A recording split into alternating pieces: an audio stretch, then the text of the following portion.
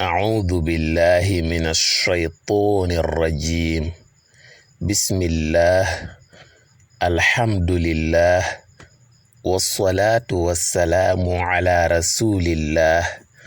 وعلى آله وصحبه ومن والاه. ولد الهدى فالكائنات ضياء، وفم الزمان تبسم وسناء. Les tristesses et les angoisses nous ont tourné le dos pour céder la place à la lumière du prophète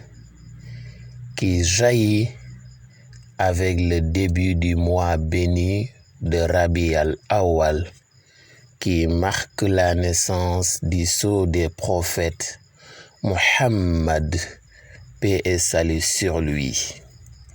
mbokk yi bàyyi xel chaîne YouTube bi di Yaatal Xeltu Yin, assalaamu aleykum wa rahmatullahi taala wa barakaatu.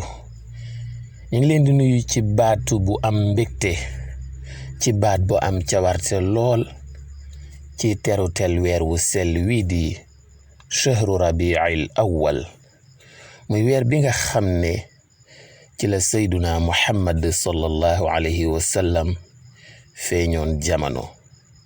Sëriñ Tuubaa da ci wax ne wasalli ya dhan ni'mati ala rasuli rahmati miglaaqi baabi niqmati sababi kulli nasami. Cheikh Seydi Hajj Maalik itam ne wa innahu id araada allahu nashatana abaana min nuurihi nuuran bil alami. Cheikh Saadu abihi ne inna al muraada min ijaadil xalqi ijaadu ahmada li fatqi ratqi. mu mel na ñoo ñëpp dañu tenir des propos élogieux à l'endroit du prophète Muhammad sallallahu alayhi wa sallam, qui abondent dans le même sens bi mooy ñoom ñëpp dañu wax ne yonent bi sallallahu alayhi wa sallam mooy suñu raison d'être, comme ni ko Sëriñ Mansour si borom daara ji daan waxe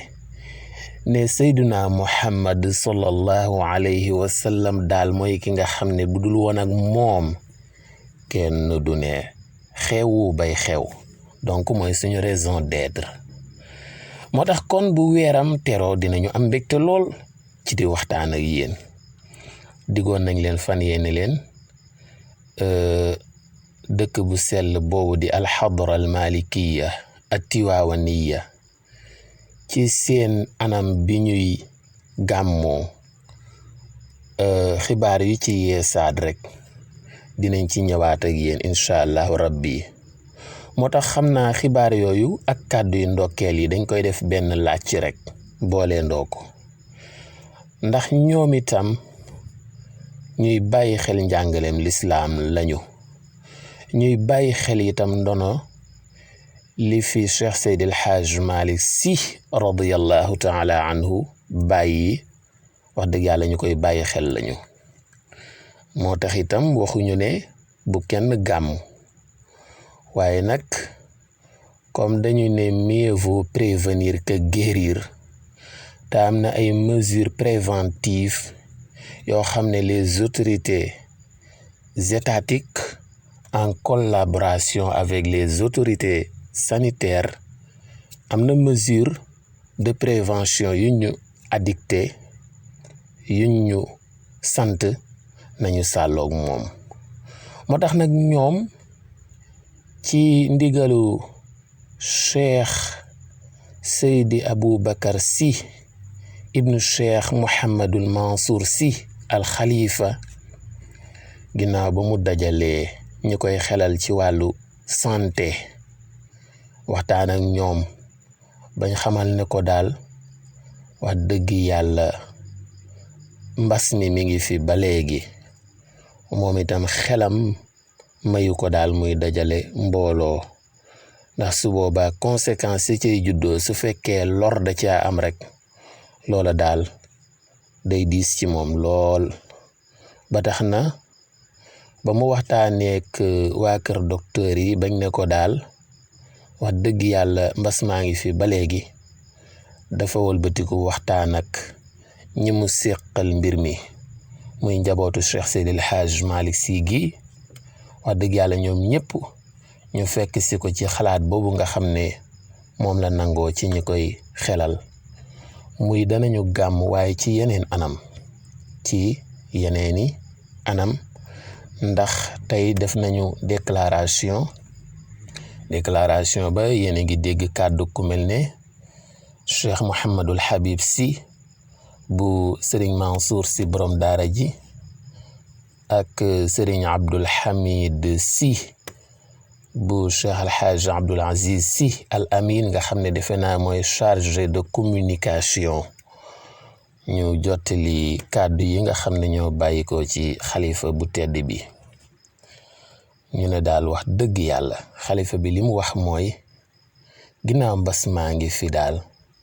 dañu sukkandiku ci njàngaleem lislaam ci yu mel ni soo amee nañu moytu daje yeeg yu mel noonu ak itam na Cheikh Seydil Hadj Malick Sy Maodo daan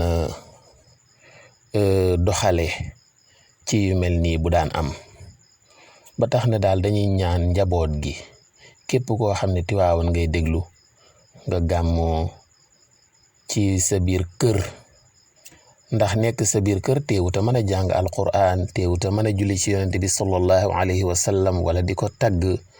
ak di tuub ak di bernde ak di sàkk sarax loo man rek nga def ko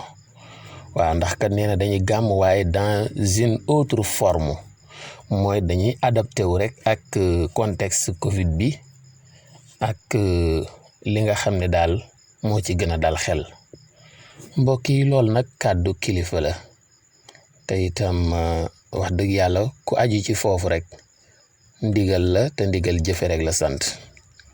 donte itam am na ñu gisee naneen ñoo xam ne gis nañ ne ñoom seenu njaboot mën nañoo daje loolu itam loolu yépp ay gisin la bu defee kenn ku nekk daal na nga def li dal sa xel te xëy na ñu respecteel kaneen na mu gisee ak na muy doxale loolu mooy àdduna kon nag